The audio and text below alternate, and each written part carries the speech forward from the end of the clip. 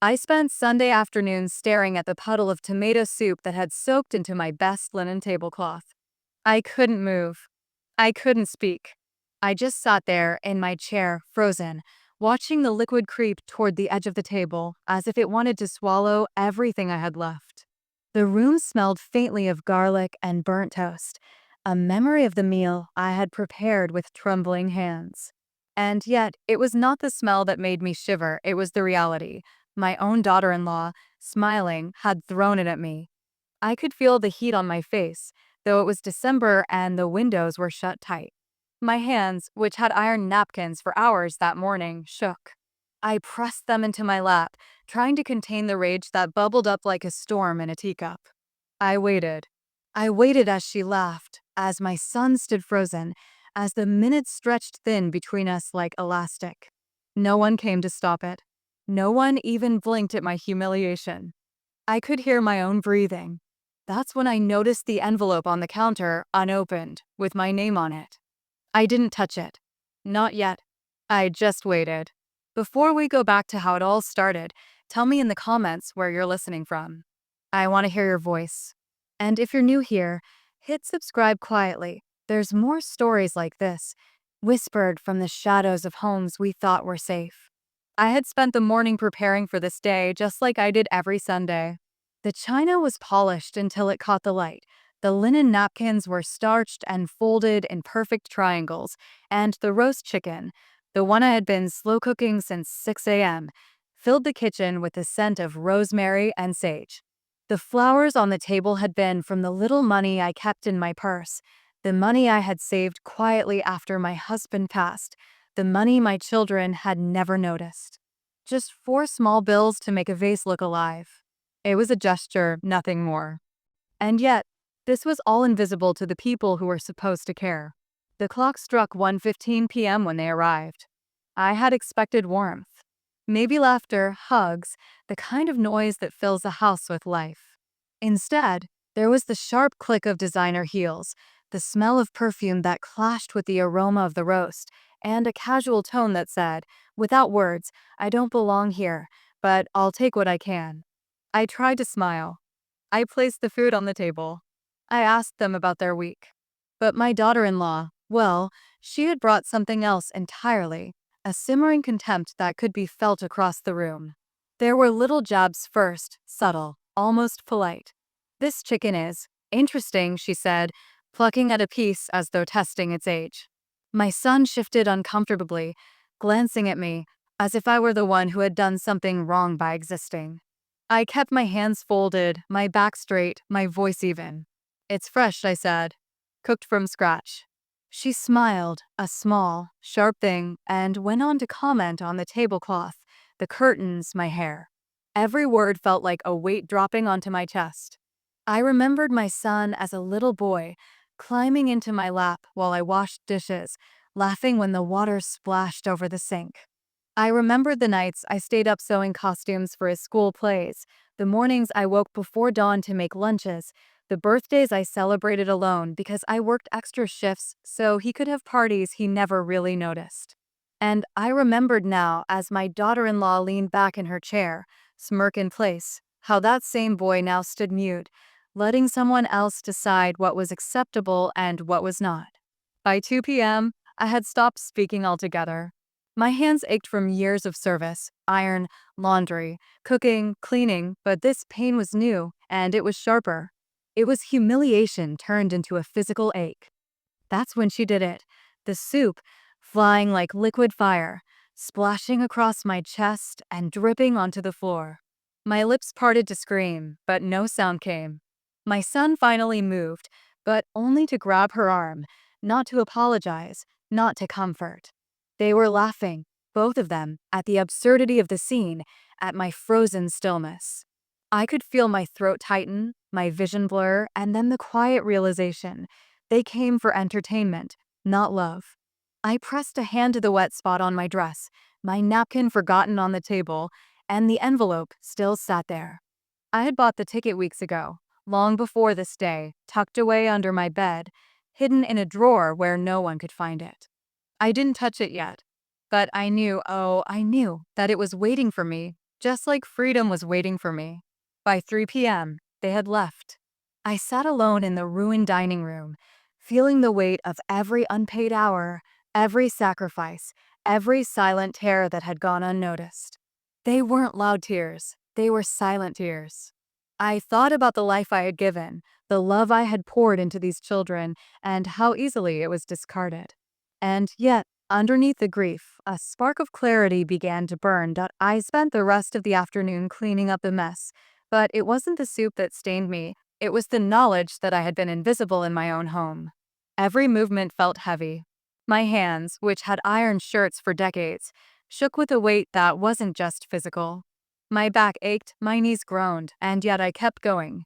I folded the wet tablecloth, placed it in the laundry basket, and stacked the napkins neatly, just like I always did.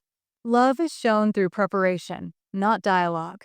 That's what my mother used to say. And I had lived that truth, and now I sat surrounded by evidence that it hadn't mattered to anyone. I poured myself a cup of tea, the steam rising like a fragile shield between me and the empty kitchen. I thought about the envelope again. It had been on the counter when they arrived, and I had deliberately ignored it. Sometimes silence speaks louder than words. And I knew, even as my chest tightened, that this was a moment I had been preparing for, whether I realized it or not. Weeks ago, I had started quietly organizing, making calls, counting days, planning. It was all silent work, invisible work. But unlike the sacrifices that went unappreciated, this was for me. By 4 p.m., my mind had wandered back to other Sunday afternoons. Afternoons where I set the table and waited for applause that never came. Afternoons where I watched my son play catch in the yard while I mended holes in his school uniform. Afternoons where I stayed awake until midnight, reviewing bills, worrying about his education, worrying about the house, worrying about my own health. Every act of labor, every silent sacrifice had been for them, and yet here I was, splattered in red soup, my dignity dripping onto the floor alongside it. I remembered how the house had always been my stage of care. Ironed linens, polished silver, flowers in every corner. I had decorated it not for anyone else, but because the act itself gave my life rhythm. Each chore, each meal, each folded napkin was a silent testament. I existed, I mattered, I gave. And now, the same home that had carried my love carried my humiliation. I couldn't understand it at first. I told myself maybe she had a bad day. Maybe she was tired. But by 5 p.m., rationalizations failed. I remembered the small digs at dinner, the way she looked at me, not as a mother, not as a person, but as a set of expectations to mock. I remembered the wine-stained laughter, the way my son avoided my eyes. It all started clicking. They didn't come to visit me. They came to remind me of my place, or rather, to remind me of the place I no longer wanted to occupy. I sat in my armchair, my favorite one by the window, and traced the edges of my hands. White hair streaked through my fingers, wrinkles mapped across my knuckles. These hands had baked, ironed, washed, cleaned, comforted, typed letters, paid bills, held children when they cried. And now, they felt like strangers to me. It was a quiet betrayal, but it cut deeper than any shouted insult. Betrayal is not what they did. Betrayal is when they didn't notice your pain. I reached for my phone. I opened messages I had avoided. There were casual pictures of brunches, selfies, family outings that I hadn't been invited to. Captions like, "The best Sunday ever," and "Mom wouldn't understand," stung like invisible knives. That's when something clicked in my head. All the silent sacrifices, all the invisible tears, the money spent, the time given, they hadn't been gratitude. They had been taken for granted. And worse, they had been used as a backdrop for someone else's entertainment. By 6 p.m., I had started making small notes. Financial records, little reminders, letters I had meant to write. It was the beginning of a careful observation of quietly reclaiming control. The envelope still waited unopened on the counter. And I knew I had bought a ticket months ago. A one-way ticket. Not to run. Not to hide. But to arrive somewhere I could breathe. Somewhere I could see myself clearly. Somewhere I could remember that I was more than just the mother they needed. I looked at the clock. 7:15 p.m. The house was quiet, but the silence no longer felt heavy. It felt like an ally. Every creak in the floor, every wind gust against the window, reminded me that I was still here, still breathing, still planning. I poured another cup of tea and stared out at the dimming light, imagining the journey ahead. The envelope remained unopened, the ticket remained hidden, and my heart, for the first time that day, felt a quiet kind of determination. I remembered the first Sunday I had prepared a meal for them after my husband passed. I had wanted to fill their bellies with love, and they had left me sitting at the table alone, plates untouched. That same ritual had been repeated countless times, and still I showed up. Still I cooked. Still I gave. And now the soup had been thrown, but something inside me had shifted. I realized I didn't have to give anymore. Not to those who refused to see me. Not to those who mistook my love for entitlement. By 8 p.m., I had folded the napkins again, placed the polished silver back in the drawer, and lit a single candle by the window. Its flicker reflected in the clean, shiny tableware and in my eyes. The quiet was no longer oppressive. It was intentional. I could feel the beginnings of a plan taking shape, careful and deliberate. And in that quiet, I felt power returning to my hands, to my mind, to my life. By 9 p.m., the house was entirely still. The only sound was the faint ticking of the kitchen clock and the hum of the radiator. I sat in the living room, shoulders heavy, staring at the envelope that had yet to be opened. It had been days since I had seen my son and his wife, yet the memory of the soup, the laughter, the casual cruelty was vivid.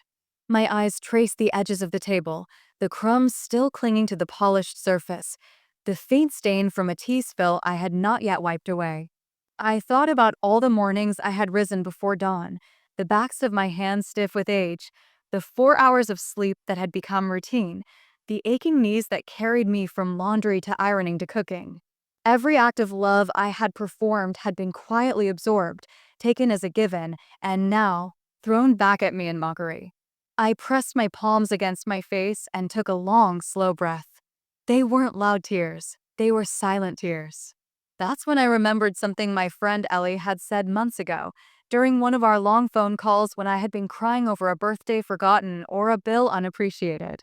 "Vivian," she said softly, "you don't know you're broken until you see yourself clearly. And then you have a choice." Vivian. My name. I hadn't said it aloud in years. Not when my children were around. Not when my husband was gone. It had been a whisper of memory, a fragment of identity buried under chores and sacrifice. And yet, in that quiet living room, staring at the envelope and the clock, I said it to myself. My name is Vivian Sterling.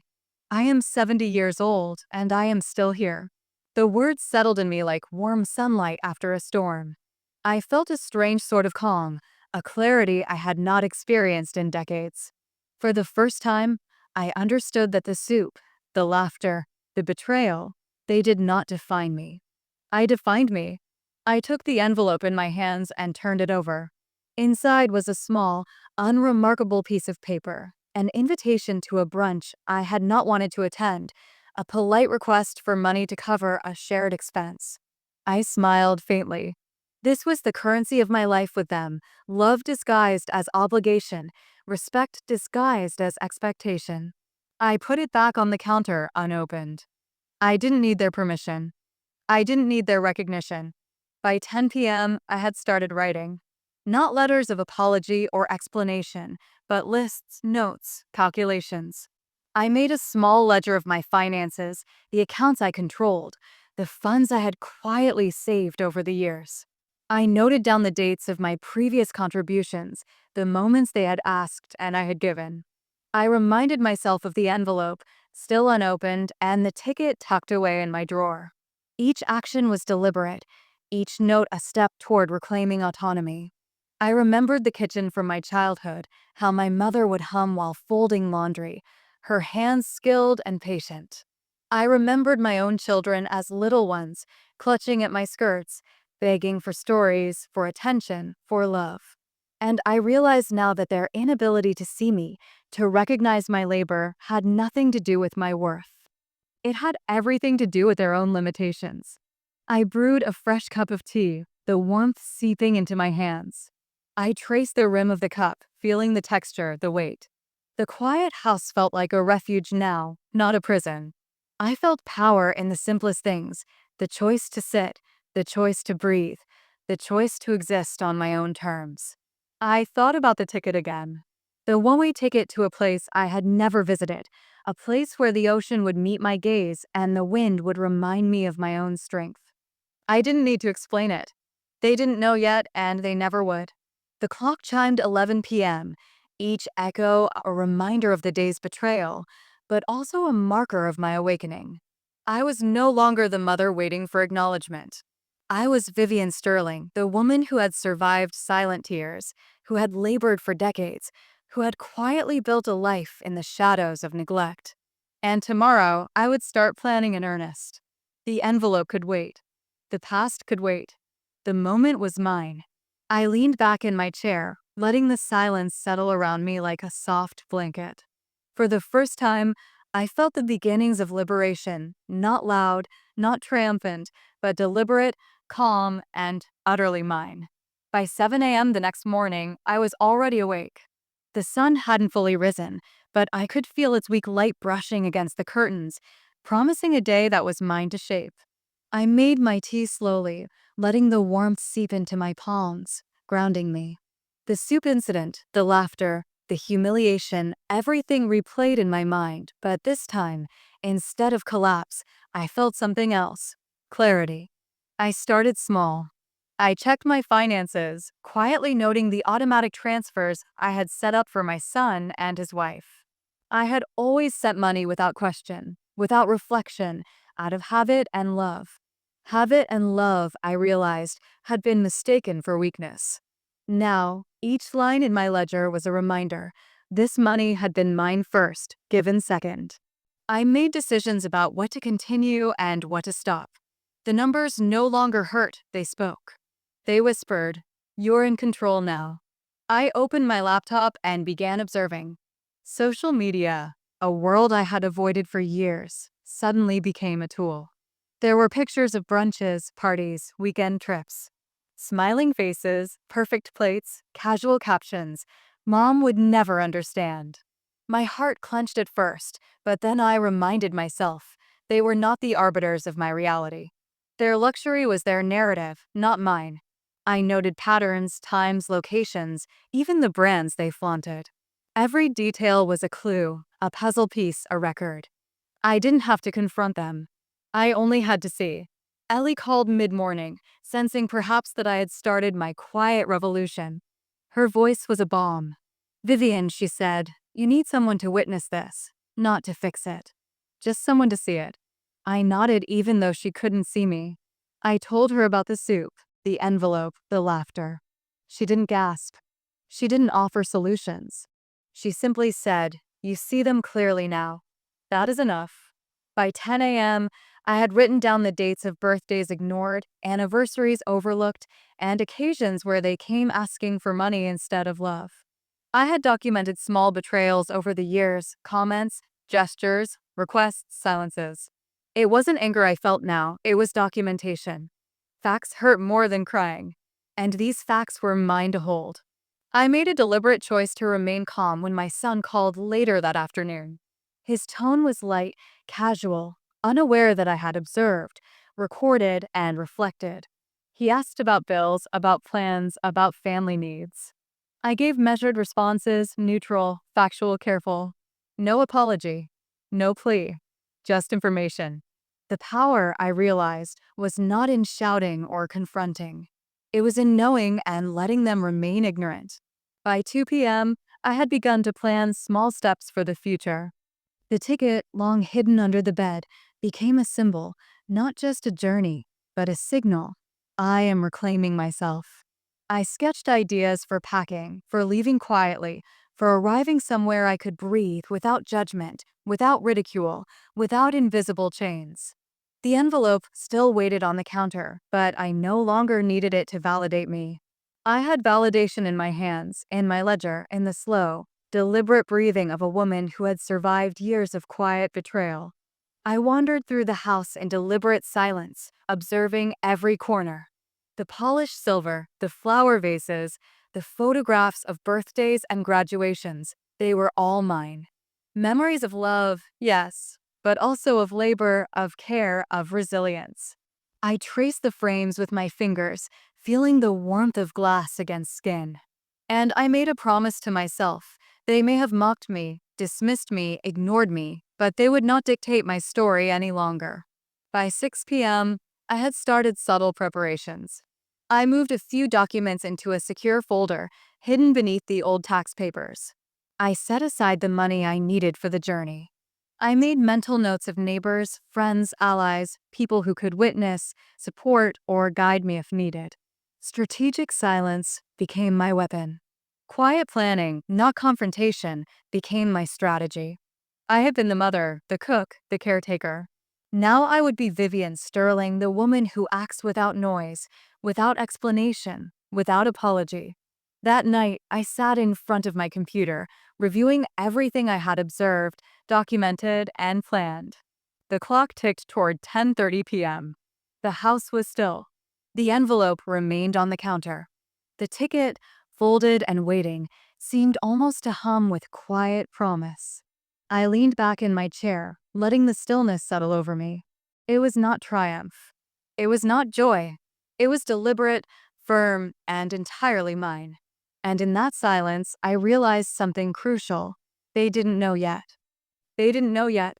They had no idea how carefully, how deliberately I was reclaiming my life. They had underestimated the woman who had endured decades of invisible labor, silent tears, and quiet humiliation. That night, for the first time, I felt power returning, not loud, not explosive, but patient, deliberate, unstoppable. They came back the following Sunday, just after 1 p.m., as if nothing had happened. I heard the car doors before the knock. I didn't rush. I didn't wipe my hands on my apron like I used to. I finished stirring my tea, set the spoon down carefully, and walked to the door at my own pace. When I opened it, my daughter-in-law stood there with the same polished smile, the kind that never reaches the eyes. My son hovered behind her, phone already in his hand, distracted, absent. "Hi, Mom," he said lightly, like we were greeting each other at a grocery store. I stepped aside and let them in. No hug, no warmth, just space. The house looked the same, clean, quiet, prepared, but something fundamental had shifted. The table was set, yes, but simpler this time. No flowers, no polished silver, no iron napkins folded into hopeful shapes. Just plates, just water, just reality. My daughter-in-law noticed immediately. Her eyes scanned the room, searching for effort, for proof of submission. When she didn't find it, her smile thinned. "Where's lunch?" she asked. I met her eyes. I didn't raise my voice. I didn't explain. I didn't cook today. The silence that followed was louder than the soup had been. My son cleared his throat. "You usually." "I know what I usually do," I said calmly. "Today is different." We sat down. The clock on the wall ticked toward 1:30 p.m. I could feel my heart beating, steady and firm. This was not confrontation fueled by anger. This was presence fueled by clarity. My daughter-in-law laughed softly. "Are you still upset about last week?" Upset. As if humiliation were a mood. As if dignity were optional. I folded my hands on the table and looked at her. "You threw soup on me."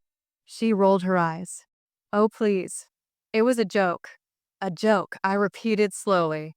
"And when you laughed, and my son didn't stop you, what was that part?" My son finally looked up. "Mom, don't make this a thing." That sentence landed heavier than the soup ever could have. I nodded once. "You're right," I said. "I won't." And that confused them. They were prepared for tears, for guilt, for emotional bargaining. They were not prepared for restraint. I stood, walked to the counter, and picked up the envelope that had been sitting there for days. I placed it on the table between us, unopened. "This," I said, "is what you came for." My daughter-in-law leaned forward. So you did get it. I did, I replied. And I won't be opening it.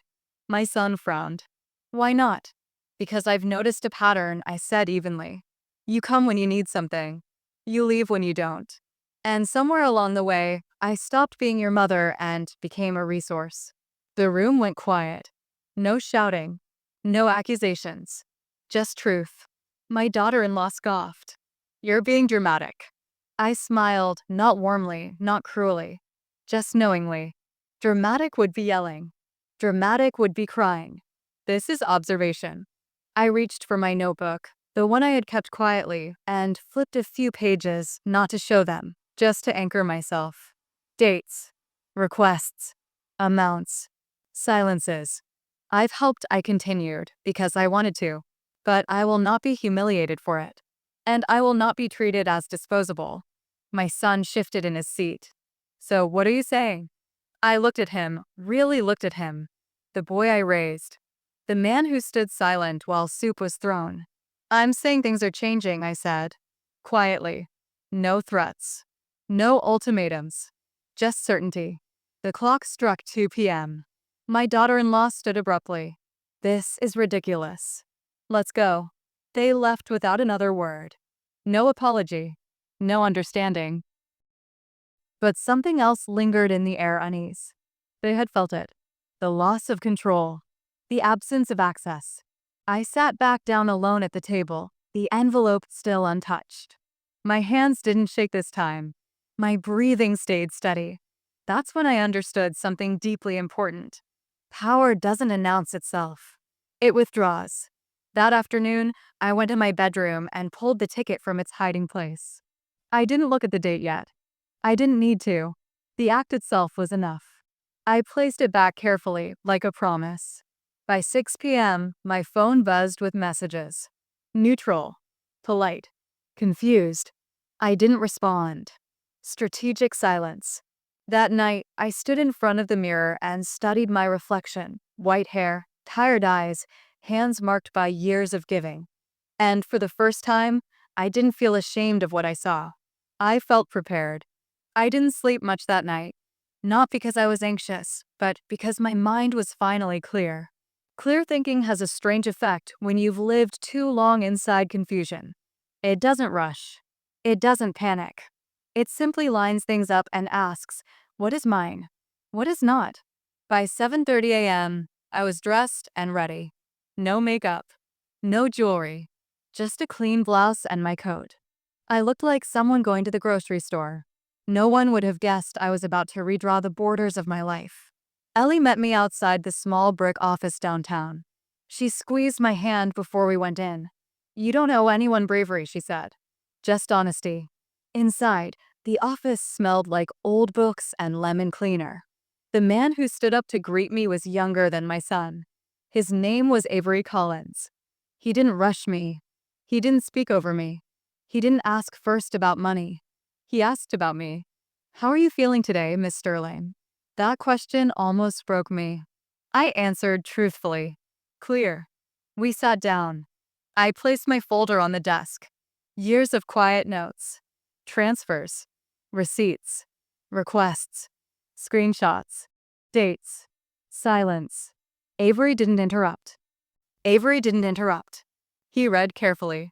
Methodically. When he finally looked up, his voice was calm. You've been financially exploited, he said, and emotionally neglected. No drama. No outrage. Just fact. Facts hurt more than crying. He explained my options. Accounts I could freeze. Permissions I could revoke. Boundaries I could legally enforce.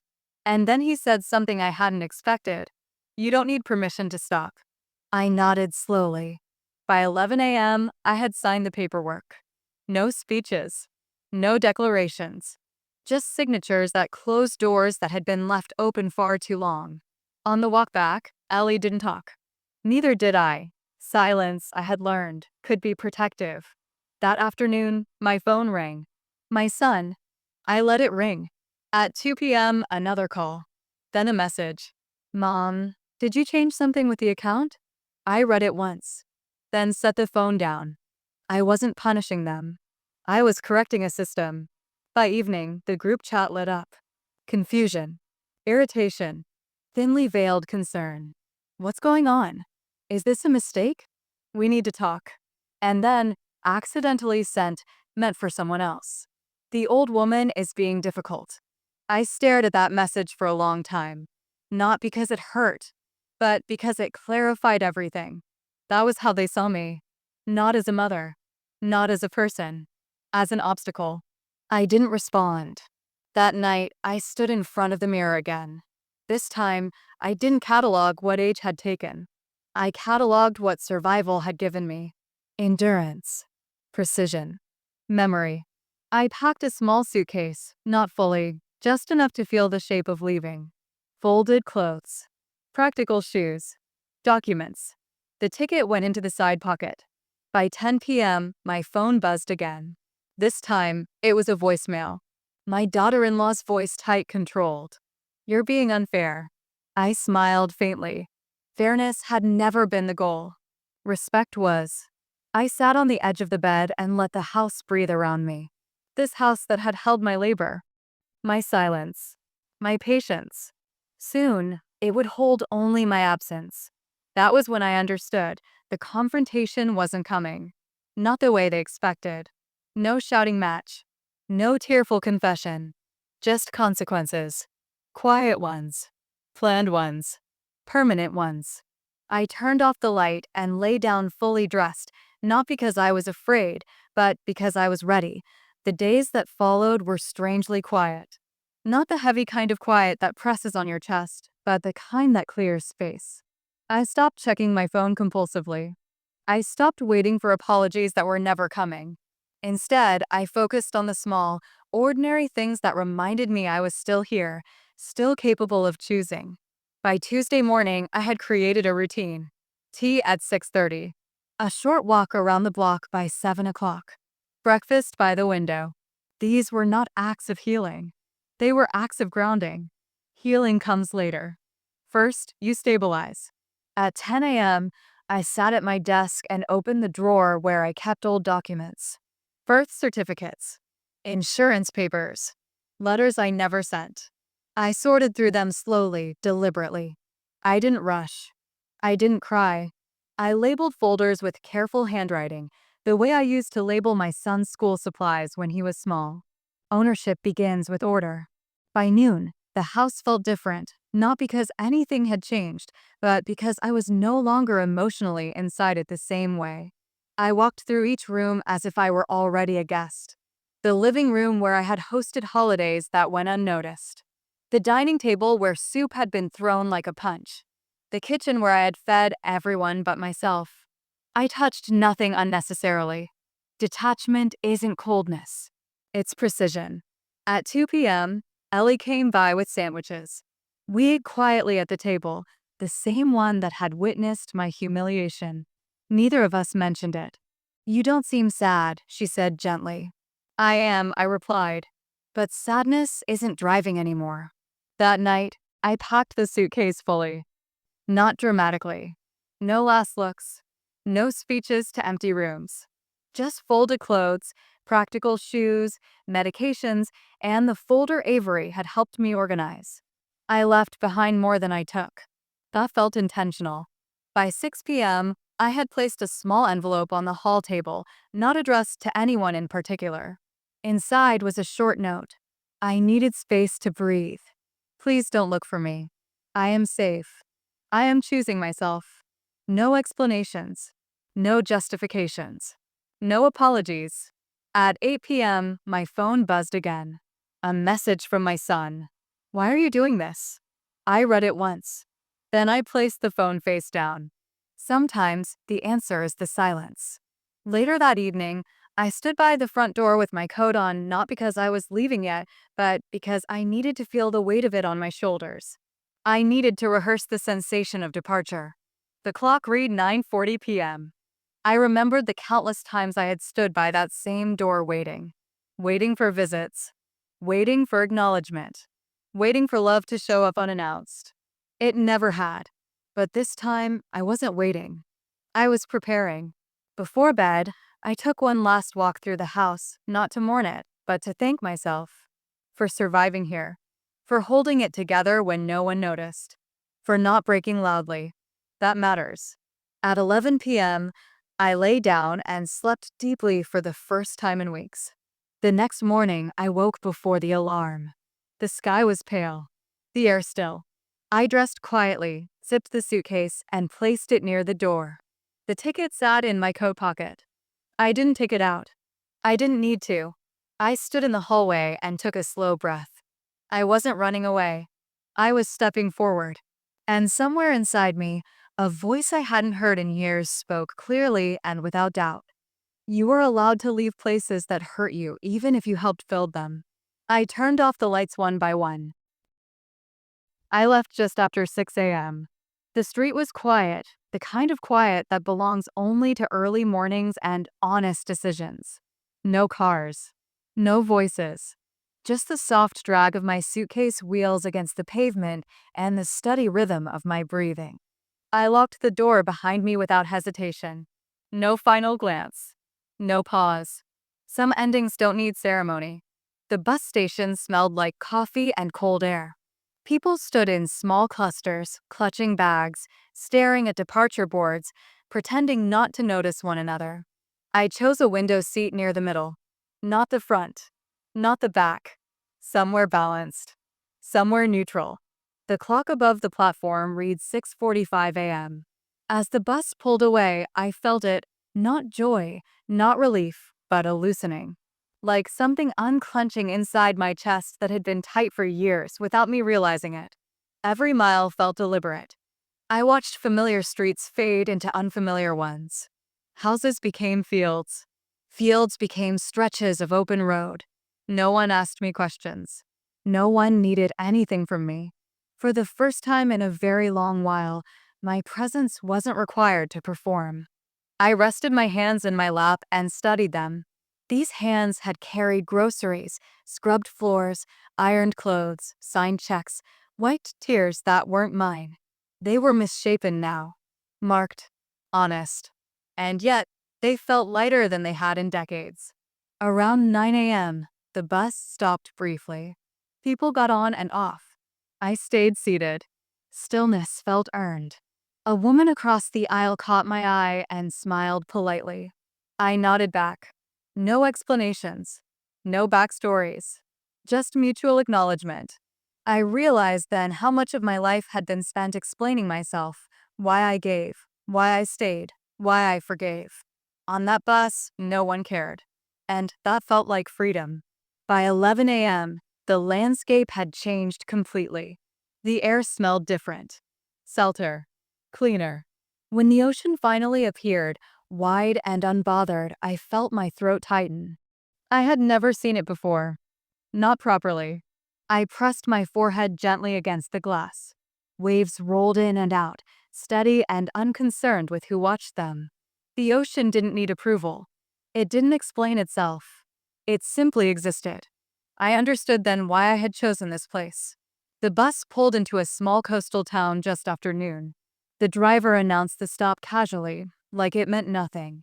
But for me, it meant everything. I stepped down carefully, feeling the ground beneath my feet. The wind lifted my hair. The air filled my lungs in a way that felt honest. I didn't cry. I stood there with my suitcase and let the moment settle. The house was small, modest. Just 2 rooms and a porch facing the water. The woman who handed me the keys, Brenda, smiled warmly. "You'll like it here," she said. It's quiet. Quiet had become my favorite word. Inside, the space was simple, clean, empty. Not lonely, empty in the way new notebooks are empty. Full of possibility. I set my suitcase down and sat on the edge of the bed. For a long moment, I did nothing. No planning. No remembering. No worrying. Just breathing. That evening, I walked to the shoreline. Shoes in hand. The water was cold. Sharp. Real. Waves touched my feet and retreated over and over again. I thought about my son. About his wife. About the soup. About the house I had left behind. And for the first time, those thoughts didn't demand anything from me. They existed. And then they passed. The sun dipped low. The sky softened. I wrapped my coat tighter and watched the horizon blur into color. I wasn't healed. I wasn't finished. But I was no longer trapped. As I turned back toward the little house, I felt something settle deep inside me. Not happiness, not victory. Peace. The kind that doesn't shout. The kind that stays. Time behaves differently when no one is pulling at you. Days passed, not marked by urgency, but by rhythm. Morning light through thin curtains. The kettle's soft whistle. Walks along the shoreline where the tide came and went without asking permission. I learned the patterns of the town quickly. The bakery that opened at 7 o'clock. The old man who fed the gulls at noon. The bench near the pier where I liked to sit and think without spiraling. I stopped counting how many days it had been since I left. Instead, I counted what had returned. My appetite. My sleep. My voice. By the second week, I had a routine that belonged entirely to me. Mornings were for writing, not letters, not explanations, but fragments. Thoughts that had been waiting years to surface.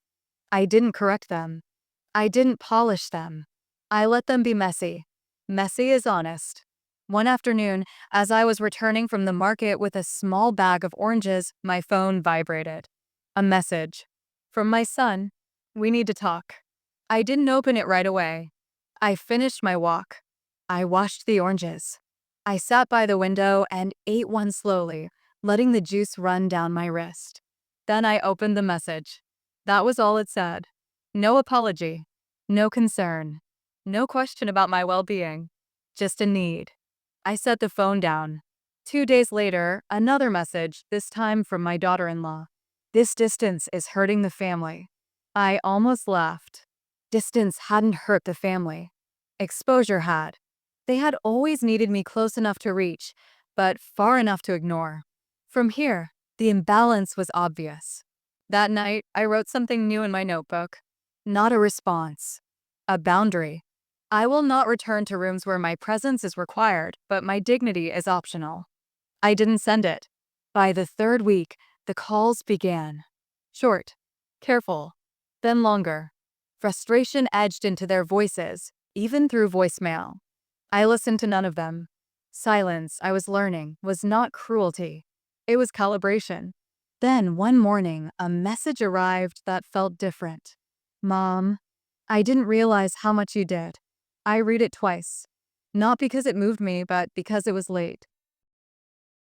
Recognition that arrives only after access is removed is not love. It is adjustment. I typed a response slowly. I am safe. I am well. I need space. Nothing more. No emotional labor attached. That afternoon, I sat on the porch and watched the ocean roll in. The waves were steady, predictable, unapologetic. I liked that. I thought about how many years I had spent explaining myself to people who benefited from misunderstanding me. That work was done. Weeks later, a letter arrived. Handwritten. From my son. He apologized. Carefully. Cautiously. As if testing unfamiliar words. He asked if we could talk in person. I folded the letter neatly and placed it in the drawer. I didn't say no. I didn't say yes. I wasn't ready to reopen a door just because someone finally noticed it had been closed. Some lessons require distance to stick. As evening settled in, I brewed tea and sat with the quiet. Not empty. Earned. They were beginning to understand. But understanding didn't entitle them to access anymore. That privilege had been revoked. Not angrily. Not dramatically. Just finally, I agreed to meet him on a Tuesday. Not because I was ready to forgive, but because I was ready to be seen without shrinking. We chose a small cafe near the pier. Public. Neutral. Safe. I arrived early, took a seat by the window, and ordered tea. Chamomile. Simple things had become important to me. When he walked in, I recognized the posture before the face. The slight hunch. The hesitation. The look of someone entering a room where they were no longer certain of their role. He spotted me and stopped short. For a moment, neither of us moved. Then he came closer and sat down. You look different, he said. I smiled politely. I feel different. He nodded, rubbing his hands together. He talked first about stress, about finances, about misunderstandings. He used careful words, apologetic words, words chosen to test whether the old door might still open. I let him finish. Then I spoke. We parted without hugging. That mattered too. Later that evening, I walked the shoreline alone. The tide was low, the sky wide. I felt no urge to explain the meeting to anyone. No need to justify my boundaries. Some stories don't end with reunions. They end with alignment. I returned to my little house, lit a lamp, and opened my notebook. On the final page, I wrote one sentence. I did not abandon my family. I returned to myself. And that was enough. I didn't tell him everything at the cafe. Some truths don't need witnesses. What I didn't say was that the paperwork had already been finalized weeks earlier. The trust one had quietly maintained, the one my husband insisted on years ago had been rewritten. Names removed. Percentages adjusted. Conditions added. Not out of anger, out of accuracy. After he left, I didn't cry. I didn't shake. I walked straight to the bank. Same calm voice. Same steady hands. The clerk smiled politely. Everything looks in order, Miss Sterling. I nodded. It should. I was very thorough. By the time my son realized the accounts were no longer accessible, it was already done. No arguments. No loopholes. No emotional appeals left to pull. That evening, my phone rang. Once. Twice. Then silence. The next call came the following day, urgent this time. We're in trouble, he said. We thought. I stopped him gently. You thought I would always fix it, I said. I won't. But you can, he pressed. You always could. That was never the same thing, I replied. There was a pause. A long one. And then the words that finally arrived too late. I'm sorry. I closed my eyes, not from relief, but from recognition. I know, I said. But apologies don't restore access. After that, things unraveled quickly for them. Not dramatically. Just realistically. Bills had to be handled. Choices had to be made. Responsibility landed where it belonged. No one starved. No one suffered unjustly. They simply had to live without my cushion. And here's the part no one warned them about. When you stop saving people who mistreat you, they don't collapse. They grow. Or they leave. Either way, they learn. Months later, I received a message. Short. Polite. Hope you're well. I didn't reply, because revenge wasn't my silence. Revenge was that I was well. I had a small life now. A clean one. Mornings by the water. Afternoons that belonged to no one but me. My money funded my peace, not their chaos. The house I once cleaned endlessly? Sold. The table where soup was thrown? Donated. The role I was trapped in? Retired. People think revenge has to be loud. But the most devastating kind is this. Sparkles when the woman you underestimated no longer needs you and never explains herself again. I wrote one final line in my notebook and closed it for good. They lost access to me the day they confused my kindness for obligation. And I slept peacefully. Before I close this chapter, let me ask you something. Have you ever stayed somewhere longer than you should have? Just because leaving felt selfish? I did too. For years, I thought endurance was love. I thought silence was maturity. I thought being needed meant being valued. I was wrong. Sometimes, the bravest thing a woman can do isn't to forgive again. It's to finally step back and say, this is where I stop. If this story felt familiar, if you've ever been the one holding everyone together while quietly falling apart, please know this. You are not difficult. You are not selfish. And you are not wrong for wanting peace. If this story spoke to you, leave a comment below and tell me, what would choosing yourself look like right now? And if you're not ready to say it out loud, that's okay too. Just know you're not alone here. Subscribe if you want more stories about quiet strength, late awakenings, and women who finally reclaim their lives. Until next time, take care of yourself. You matter more than you were ever taught to believe.